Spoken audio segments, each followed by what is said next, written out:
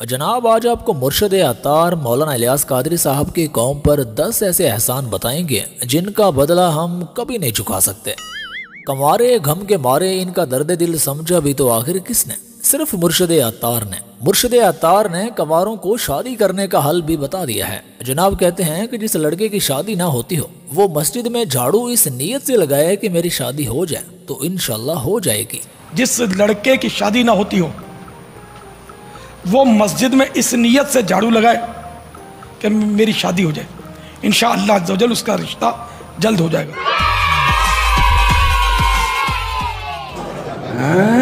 इल्मी बातें ऐसी होती, बड़ा इल्म है जी आपके पास।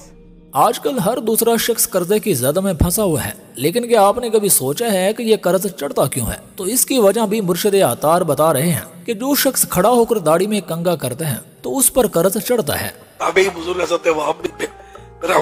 फरमाते हैं जो खड़ा होकर दाढ़ी में कंघा करेगा उस पर कर्ज चढ़ेगा। सुभान अल्लाह, सुभान अल्लाह। परेशान नहीं होना भाई, आगे कादरी साहब कर्ज उतारने का जुगाड़ भी बता रहे हैं। वो ये कि अगर आप खड़े होकर कंघा करेंगे तो कर्ज चढ़ेगा और अगर बैठ कर करेंगे तो कर्ज उतरेगा। खड़ा होकर दाढ़ी में कंघा करेगा उस पर कर्ज चढ़ेगा। oh, no. और बैठ कर करेगा उससे कर्ज उतरेगा। बुखारी पढ़दियां तुहानू बुखार चढ़दा, पता नहीं तुम्हारा मुताला कहाँ है। जनाब, आजकल हर बंदा ही परेशान है, डिप्रेशन का शिकार है। लोग डिप्रेशन की मेडिसिन खाते हैं, लेकिन इस मसले का हल निकाला भी तो किसने? मुर्शद अतार पर नूर की बरसात हो। कादरी साहब कहते हैं कि टेंशन फिक्रें कम करनी है तो येलो कलर की चप्पल पहना करें, सब टेंशन फिक्रें खत्म हो जाएंगी। वो बात मुफस्सिरीन ने लिखा है कि पीले जूते से फिक्रें कम होती हैं, टेंशन कम होता है। देखे भाई, किसी मसले का हल निकालना ये तो बड़ी बात है ही, लेकिन उस मसले की जड़ तक पहुंचना ये उससे भी बड़ी बात है। इसके आगे मुर्शिद ने टेंशन आने की वजह भी बता दी है। कादरी साहब कहते हैं कि ब्लैक शूज पहनने से टेंशन बढ़ता है, फिक्रें बढ़ती हैं। येलो चप्पल या येलो सैंडल के बारे में पूछा तो वो सूरतुल बकरा में जो गाय का तस्करा है, बकरा माने गाय, ठीक है, तो उस गाय का रंग पीला था, नजर को भाने वाला, उस गाय के चमड़े का, स्किन का। तो इस पर से वो बात मुफस्सिरीन ने लिखा है कि पीले जूते से फिक्रें कम होती हैं, टेंशन कम होता है, और ब्लैक शूज से टेंशन बढ़ता है, फिक्रें बढ़ती हैं। इतने तेजस्वी लोग हैं हमारे पास, कितने शानदार विचार रखते हैं जी। आज पता चला कि हमारे 80% लोग परेशान क्यों रहते हैं, क्योंकि हमारे 80% लोग तो जूते पहनते ही ब्लैक हैं। जनाब, हजारों लाखों लोग नींद की वजह से परेशान हैं, उन्हें नींद आती ही नहीं और वो नींद की मेडिसिन खा के सोते हैं। लेकिन अब ऐसे लोग खुश हो जाएं, क्योंकि अब आपकी मेडिसिन से जान छूटने वाली है। कादरी साहब कहते हैं कि उल्लू जब सोता है तो ये अपनी एक आंख खुली रखता है और एक बंद, तो जिसको नींद नहीं आती वो उल्लू को ज़िबा करे, और जो आंख ये बंद करके सोता है वो अपने गले में तवीज बना के पहन ले तो नींद आ जाएगी। और अगर नींद उड़ानी हो तो जो आंख उल्लू खोल के सोता है वो गले में पहन ले तो नींद उड़ जाएगी, आएगी ही नहीं। मैंने इसके बारे में ये पढ़ा था कि ये जब सोता है तो एक आंख बंद करता है, दूसरी आंख बंद नहीं करता। तो इसलिए अगर किसी को नींद ना आती हो, इसको ज़बा करके इसकी वो आंख जो बंद होती है ना, ये पहन ले, किसी कपड़े वगैरह में लपेट के पहन लेगा ना तो अब इसको नींद आ जाएगी। अब सोया पड़ा रहे, और नींद उड़ानी हो तो ये आंख पहन ले। अब ये करवटें लेता रहे, इसको नींद नहीं आएगी। ये मैंने पढ़ा। भाई किताबां विच गल्लां जेली लिखियां ने, आलम ओनू कहंदे ने जेड़ा जेली गल असली गल दी ते 2 नंबर गल दी परख कर लवे, ओनू आलम कहंदे ने। कि जेड़ा हर किताब पढ़ के ते एवें बयान कर दे ओनू आलम कहंदे ने। नहीं नहीं नहीं नहीं नहीं, ओनू आलम नहीं कहंदे। दोस्तों, मुर्शद अतार का ये एक और बहुत बड़ा एहसान है कि इन्होंने गुर्बत तंग दस्ती आने की एक और वजह बता दी है। जरा मुलाहिजा फरमाएं। अस्सलाम वालेकुम व रहमतुल्लाहि व बरकातुहू। वालेकुम अस्सलाम व रहमतुल्लाहि व बरकातुहू। सफाइयां हो रही हैं, अल्लाह के बंदो। देखो रात के कितने बजे?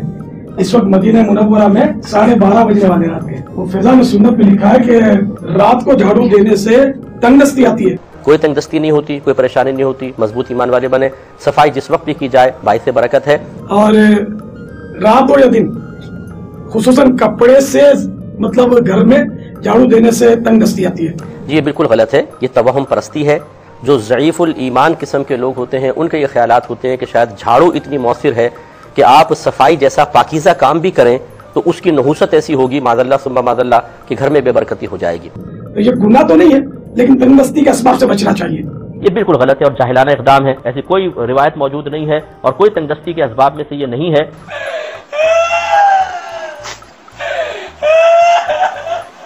कुछ हया कर। आप देखें कि बाहर की यूरोप कंट्रीज में रातों में सफाई होती है। मैं दुबई में 12 गया हूँ, रहा हूँ, तो रात ही रात में पूरा शहर क्लीन कर देते हैं। सुबह आप उठेंगे तो सब कुछ साफ होगा। तो वहां पे तंगदस्ती हो रही है, वहां पे तो फिर खूब पैसा ही पैसा है। जनाब, आज के दौर में हमारी कौम का एक सर दर्द का बहुत बड़ा मसला था और मेडिकल स्टोर से इन्होंने पैनाडोल की गोलियां ही खत्म कर दी हैं। लेकिन सर दर्द के मरीजों को अब परेशान होने की जरूरत नहीं है, क्योंकि बप्पा जानी है ना, पेशे खिदमत है आपके लिए एक और सर दर्द भगाओ का जुगाड़ लेकर। दर्द की जगह पर हाथ रख दे और पढ़े दादा साहिब की घोड़ी। ये कोई बुजुर्ग होंगे तो इनकी तरफ ये मंसूब होगा। दादा साहिब की घोड़ी वही अंधेरी रात। अबे यार क्या बोल रहे हैं मामा, कुछ समझ नहीं आ रहा। फुला का दर्द, फुला की जगह नाम ले, फुला का दर्द फुला जगह का।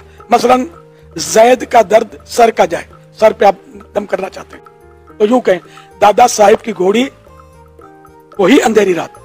ये बातें बताई नहीं जाती, नजर लग जाती है। जैद का दर्द सर का जाए, यही लगी मेरी आस। ये पढ़कर 3 मरतबा पढ़े और दम कर दे। बानमती ने कुंभा जोड़ा, कहीं कींट कहीं का रोड़ा। दोस्तों, मियाँ बीवी के झगड़ों से हजारों घर उजड़ चुके हैं, लेकिन कादरी साहब का यह नुस्खा आजमाएं, झगड़े होंगे ही नहीं, लेकिन बीवी के हाथों पिटाई होने के काफी चांस हैं। अब आप मेरा नुस्खा अपना लें, एक कागज पे तावीज बना लें। आप उस पर एक बड़ा दायरा बनाएं, उसमें फिर एक और दायरा बनाएं और एक तीसरा छोटा दायरा बनाएं इसमें, और इसको सीधी तरफ से लपेट कर आप इसका तावीज बना लें। सच बोलो, सच बोलो, सच बोलो, सच बोलो, सच बोलो। इसको प्लास्टिक कोटिंग कर लें, मगर ये सारी कार्रवाई बीवी को पता नहीं चलनी चाहिए। जब बीवी तानों पर, तशनी पर, बिगाड़ पर आ जाए ना, तो आप आगे पीछे होकर, साइड होकर, बोलना तो है नहीं ना, कुफले मदीना लगाना। आप सीधी तरफ के दांतों के नीचे दबा लें। हाँ, सीधी तरफ के दांतों में दर्द है तो उल्टी तरफ लगा लें। और ये क्या, अब दांतों से उसको तावीज को पकड़ के रखना है। अब वो जितना शोर ज्यादा करे ना, उतना आपको तावीज को दबाना है। आप देख लेना, फिर पैगाम देना कि वाकई। दोस्तों, दाढ़ के दर्द का भी आजकल एक बहुत बड़ा मसला था, लेकिन आज से खत्म, क्योंकि बप्पा जानी इसे खत्म करने का भी एक जुगाड़ निकाल चुके हैं। ये जैसे दाढ़ का दर्द है किसी के, तो उसकी दाढ़ को पकड़ के ये कहें 4 कमाएं 32 खाएं, वासिते कुतुबे आलम के एक को छोड़ एक न जाए। अबे यार क्या बोल रहे हैं मामा, कुछ समझ नहीं आ रहा। अब ये 4 दाढ़ों की तादाद 4 है। ये देखेंगे ना, बड़े दांत, तो ये शायद यहाँ ये चारों चबाते हैं। 32 दांत की 32 ही मशहूर है, तो 4 कमाएं 32 खाएं, ये आसानी हो जाती है 32 को। कोई बात भी हमने सीधे नहीं की। फिर वास्ते कुतुबे आलम के, ये बुजुर्ग की तरफ निस्बत है, ये कुतुबे आलम का वास्ता, एक को छोड़कर एक न जाए।